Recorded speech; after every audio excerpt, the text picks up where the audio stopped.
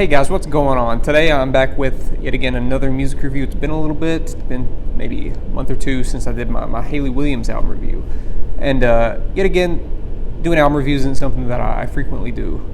But whenever I hear something I like it, I usually like to at least sort of get some positive word out about it.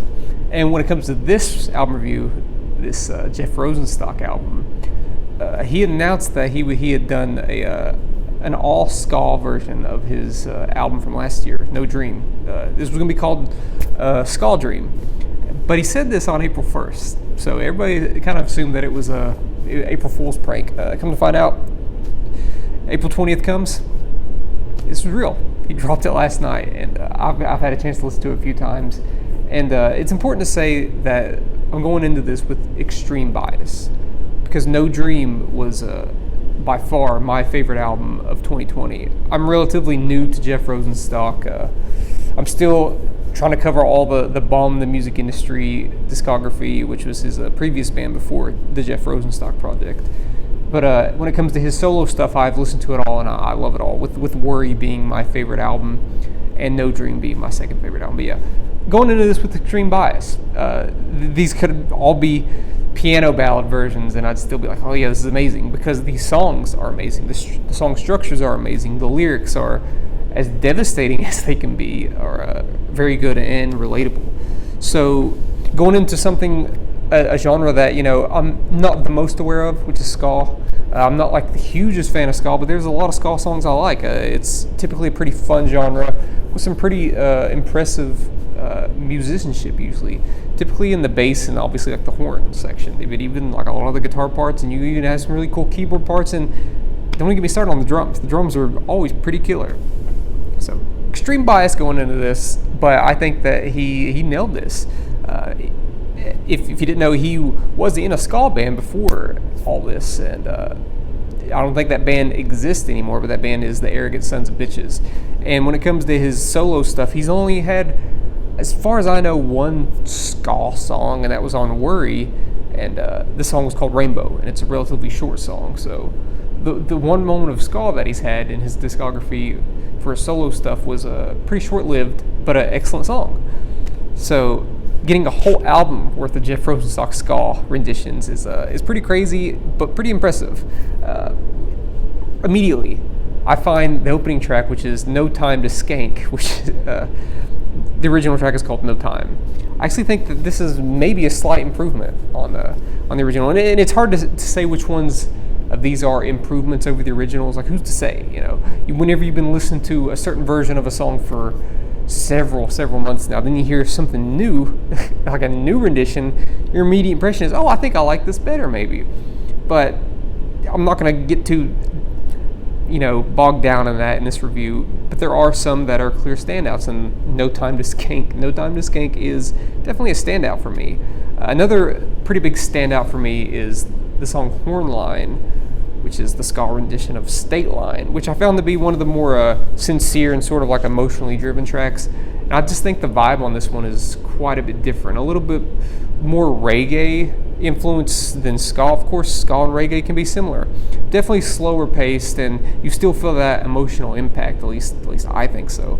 In the song SKADREAM, which is a ska rendition of the title track, No Dream, that track already was pretty hectic and crazy, starting off relatively moody and slow, then going straight into punk rock, like straight up like ambitious, loud, aggressive punk rock.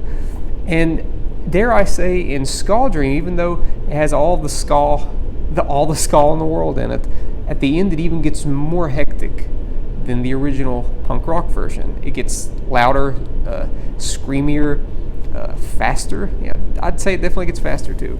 So yeah, it's not just playing by the rules that have been established in the ska genre.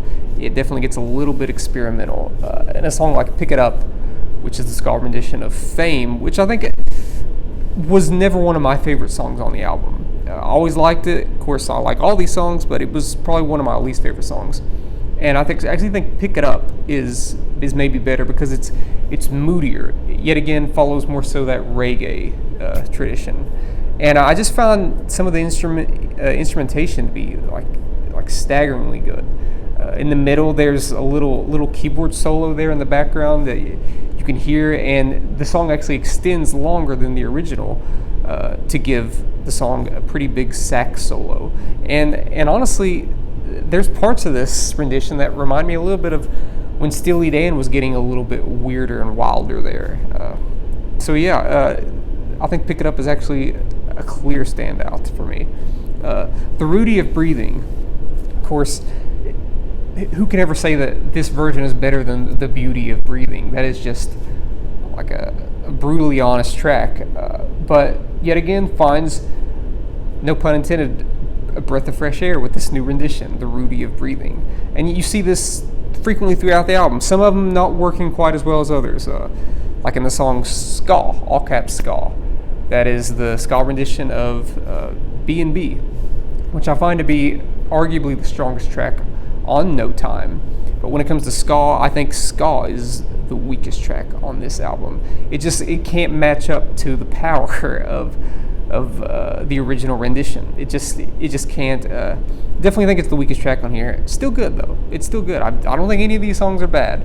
And Monday at Back to the Beach is the ska rendition of Monday at the Beach, which very quick paced song, under a minute. Of course, this one runs a little longer, maybe about a minute 13, minute 15, because it's a little slower, yet again following in the more vibey reggae style there.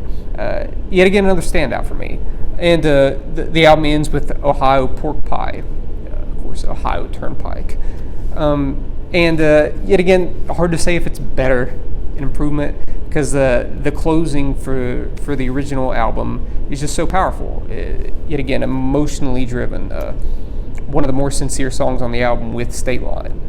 But I just found it amusing that some of the guitar lines used in this ska version reminded me a lot of like some of the guitar parts in No Doubt's very, very popular album Tragic Kingdom, which I think is a very underrated album. So it's not me dogging it. I actually really love the way they incorporate those guitar lines in this version, and the album ends in very long feedback, adding a very, very moody atmosphere to close the album, which the original also ended with very atmospheric, like piano tones and some like staticky vocals, but this one ends a different kind of moody with very loud and very long and strung out distortion. So I think that SKADREAM is a very welcome surprise, and yet again my bias is showing here, but this is probably my favorite thing that I've heard this year, because No Dream was my favorite thing that I heard in 2020.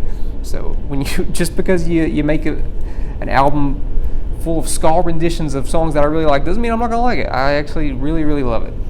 I'd give this an 8.5 out of 10, and the original No Dream is probably the closest you can get to a 10 out of 10 without being a 10 out of 10. So yeah, I give this an 8.5 out of 10. I love it. I love Jeff Rosenstock. He never ceases to amaze me. I can't wait to see what else he has up his sleeve. I know that the pandemic, he really let his creative juices flow, because they didn't want to play live shows. They didn't want to be irresponsible. So they wanted to more so do stuff in the studio, and this is one of the results we got out of that, and I'm very thankful for it. So what did you think about SKADREAM? Did you like it? Did you think it was an improvement? Did you think it was not quite as good but still really good? Let me know in the comment section below. Hit that subscribe button, and thank you for watching.